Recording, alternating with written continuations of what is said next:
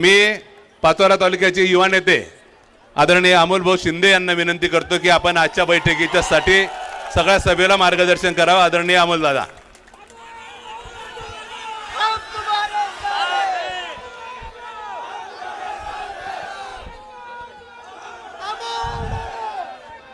बोला छत्रपती शिवाजी महाराज की, भारत माता की, भारतीय जनता पार्टीचा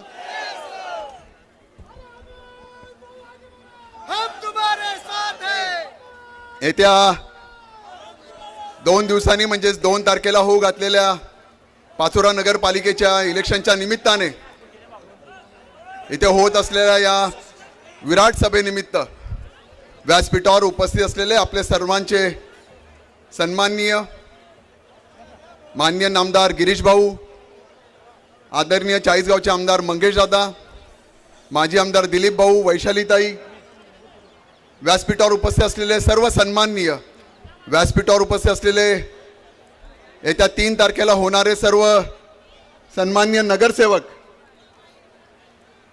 भारतीय जनता पार्टीचे जिल्हाध्यक्ष डॉक्टर राधेश्यामजी चौधरी आणि माझ्या समोर इथे उपस्थित असलेल्या देवाभाऊच्या लाडक्या बहिणी, पाचोरा नगरीतील सर्व सन्माननीय नागरिक हो, इथे उपस्थित असलेले सर्व पत्रकार, सर्वप्रथम व्यासपीठावर भाऊंना मी सांगू इच्छितो की भाऊ 2 दिवसापूर्वी उपमुख्यमंत्र्यांची इथेच सभा झालेली होती, पण शहरातली लोक कमी आणि ग्रामीण भागातली संख्या इथे जास्त होती. व्यासपीठावर बसलेले असले काही मोजकेच पदाधिकारी जे ग्रामीणचे असतील तेवढेच भाऊ इथे आपल्याकडे उपस्थित आहेत. मागे इथे उपस्थित असलेली सर्व जनता हे 100% पाचोराकर आहेत. दुसरे इतरे कोणीच नाही, ग्रामीण भागातले कोणीच नाही. त्यांचं इलेक्शन नंतर आहे तेव्हा त्यांच्याशी आपण संवाद साधू. खरं तर इलेक्शन हे नगरपालिकेचं आहे. नगरपालिकेचं इलेक्शन असताना स्थानिक मुद्द्यांवर बोललं गेलं पाहिजे. तुम्ही इथे संवर्धन राहत असतात, तुमची अपेक्षा नगरपालिकेकडनं काय असते की घरासमोर चांगला रस्ता असला पाहिजे, गटर असली पाहिजे, ती स्वच्छ झाली पाहिजे, नळ असेल तर त्याला पाणी आलं पाहिजे, ते शुद्ध पाणी आलं पाहिजे, दिवाबत्ती झाली पाहिजे, आपलं आरोग्य कसं चांगलं राहील या विषयावर आपण नगरपालिकेमध्ये बोलत असतो. पण भाऊ, आमचे आमदार मात्र या विषयावर हातच घालत नाहीत. ते इतरांवर टिप्पणी करण्यामध्ये त्यांना आनंद वाटतो. मी असेल, दिलीप भाऊ असेल, ताई असेल, आमच्यावर खालच्या लेवलला ते जाऊन बोलत असतात. आणि आता तर काय म्हणे ते मंगेश दादांवर बोलायला लागलेत. 40 मध्ये जातात, त्यांच्यावर सभा घेतात, त्यांच्याबद्दल बोलतात. आम्हा पाचोरेकरांना ही अपेक्षा नाही आमदार साहेब आपल्याकडनं. आम्हाला अपेक्षा आहे तुम्ही आमच्या स्थानिक विषयावर बोलले पाहिजेत. तुम्ही स्वतःहून सांगता की 11 वर्ष झाले, 14 वर्ष झाले माझ्या हातामध्ये सत्ता आहे. भाऊ, एक वाईट वाटतं आम्हाला बोलायला, तुमच्या समोर सांगायला वाईट वाटतं. विचारा या सगळ्या लोकांना की तुम्हाला किती दिवसामध्ये पाणी येतं, किती दिवसानंतर, ताई किती दिवसानंतर पाणी येतं आपल्याकडे. भाऊ 8-8, 10-10 दिवसानंतर आमच्या पाचोरा शहरामध्ये पाणी येतं.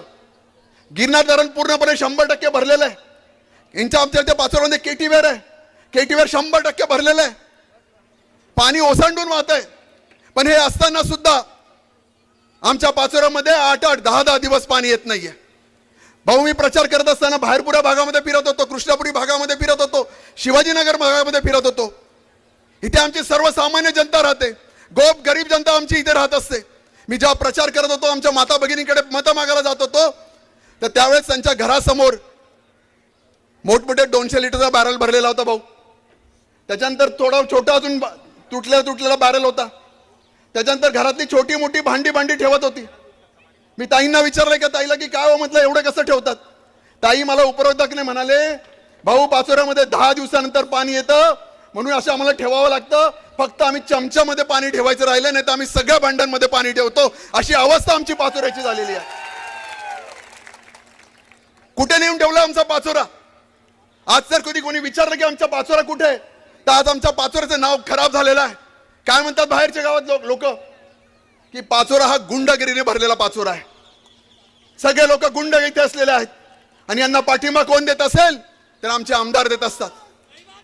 काल परवा ते बोललेत की एक तरी उमेदवार आमचा असा दाखवा की तो सट्टापट्ट्यावाला असेल, गुंडगिरीवाला असेल, मी तिथे विरोधकाच्या अंगावर गुलाल उधळून देईन असं ते बोललेत.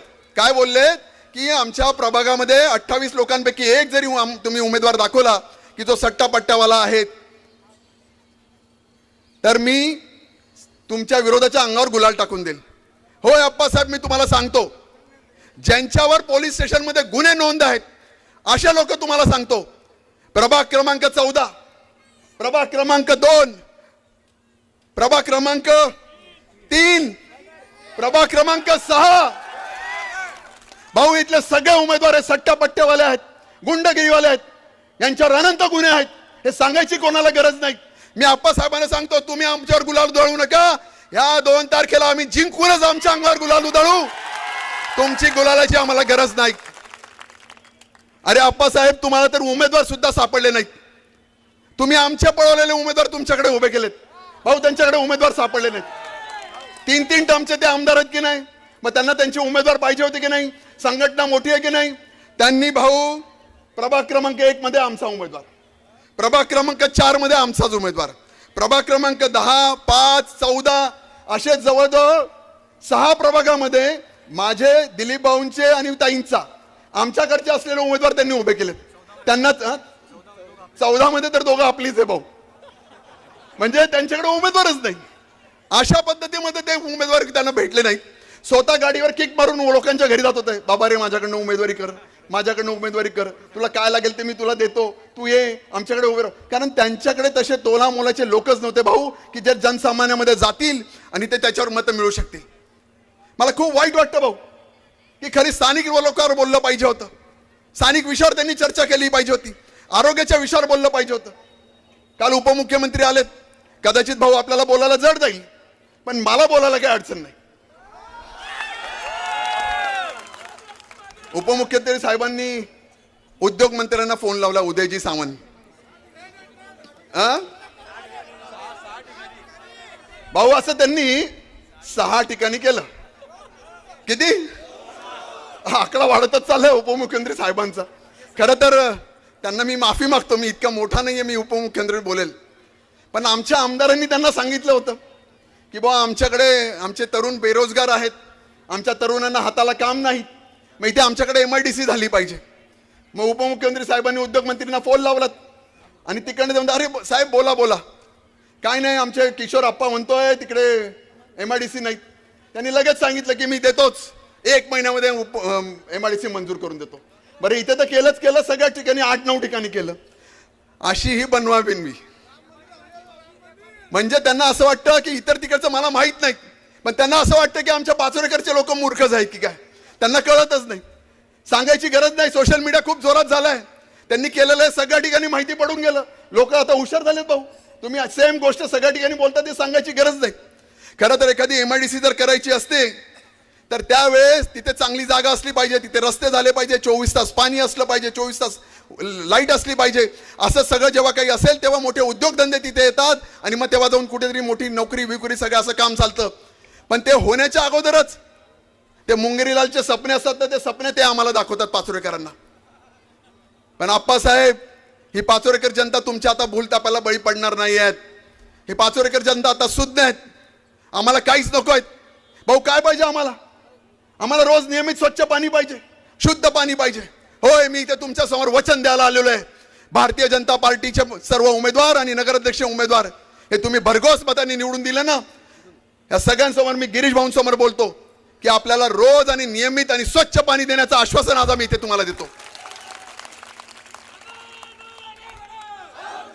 भाऊ आमच्या इथे काय अपेक्षा आहे? आमच्या इथे सगळी गोरगरीब जनता राहते, अतिक्रमित जागेवर राहते. लोकांना काय वाटतं इथे बसल्या? ताई तुम्हाला काय वाटतं? आज तुमचं पूर्ण आयुष्य इथे निघत चाललंय. एक साधी रास्ता अपेक्षा असते भाऊ आपल्याला की माझं स्वतःचं घर असावं, ते माझ्या नावावर असावं, माझ्या मुलांना किंवा माझ्या नातवंडा त्या घरामध्ये ते राहता आलं पाहिजे, आम्हाला वाटलं पाहिजे. एवढी रास्त अपेक्षा आपल्याला आहे. पण आमदार साहेबांनी भूल ताप्या मांडल्यात की होय मी तुम्हाला तुमच्या नावावर करून देतो, घरं नियमित करून देतो. ते घरं मोजली गेली पाहिजे, त्याच्याकरता त्याचं शासकीय फी भरली पाहिजे. पण भाऊ त्यांनी 1 रुपया सुद्धा भरला नाही. मागची 5 वर्षापासून त्यांनी तसंच झुलत ठेवलं. पण मी तुम्हाला आश्वासित करतो, तुमची नावं कशी आहेत उतार्यावर? भोगोटाधारक म्हणून तुमची नावं आहेत, बरोबर की नाही?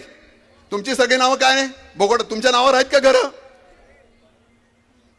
मी तुम्हाला आश्वासित करतो की येणाऱ्या 6 महिन्यामध्ये भोगवटाधारक नाही, मालक म्हणून तुमचं नाव लागेल तुमच्या घरांवर, अशी मी तुम्हाला सांगतो. भाऊ सभेत जातात, दंड थोपटतात, पाय थोपटतात. आपल्याला काय नगरपालिकेमध्ये जाऊन कुस्ती करायची आहे का? काय काय करायचं काय आपल्याला? म्हणजे काय, मी तुम्हा सगळ्यांना या निमित्ताने एक सगळ्यात महत्वाचा विषय सांगायला आलेलो आहे. हे इलेक्शन 5 वर्षाचं असतं,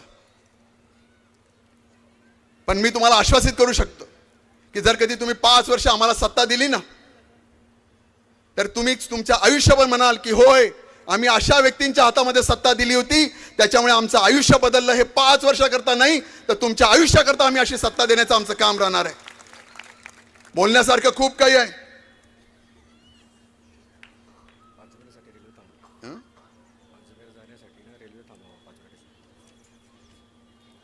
भाऊ, एक अपेक्षा आमच्या काही मुस्लिम बांधवांनी आणि बहिणींनी केलेली होती की अजमेर करता जाण्याकरता आमच्या पाचोरा रेल्वे स्टेशनला एक गाडी थांबलीच पाहिजे.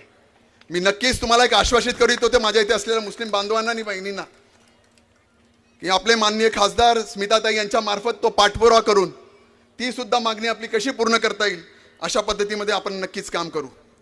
बोलण्यासारखं खूप काय आपल्याला. बरं, सगळ्यात महत्वाचं, त्यांनी किती काही बोललं, कुठे काही केलं, ते म्हणाले की मी उपमुख्यमंत्र्याचा मानसपुत्र आहे, पण आमदार साहेब विचारून गेलेत, मी पण मानसपुत्र आहे, पण मी पूर्ण महाराष्ट्राचा संकट मोचक आहे ना, त्यांचा मी मानसपुत्र आहे. आणि संकट मोचक जर माझ्या हा बरोबर असतील तर माझ्या समोर येणारे सगळे संकट हे दूर होऊ शकतात. हे कदाचित आमदार साहेबांना माहिती नाही. मी खूप जास्त बोलणार नाही, पण जाता जाता तुम्हाला एक विनंती करायला इथे आलेलो. भाऊ, हा विषय तुमचा नाही, पण आम्हाला बोलावं लागेल. 1 तारखेला सगळ्यांचीच घरं उघडे राहतील, मी असं ऐकलं रात्रीतून. म्हणाले लक्ष्मीचं आगमन होईल. आपण लक्ष्मीला नाही ताई, आपण लक्ष्मीला नाही म्हणतो का घरात येताना? येऊ द्यायचं, काय नाही म्हणायचंच नाही. बरं, आपलेच पैसे कशाला घाबरता तुम्ही तिकडं? येऊ द्यायचं. पण मी एक रास्त अपेक्षा आपल्याकडे करायला आलेलो आहे. लक्ष्मीचं जरी आगमन तुमच्या घरात रात्रीतून झालेलं असेल, तर येणाऱ्या 2 तारखेला मात्र मतदान करत असताना सरस्वतीचा विचार करायचा. आणि सरस्वतीचा विचार करून फक्त आणि फक्त कमळ या निशाणीवर चिन्ह द्यायचं आहे. ही एक विनंती आपल्याला करतो आणि थांबतो. जय हिंद, जय महाराष्ट्र.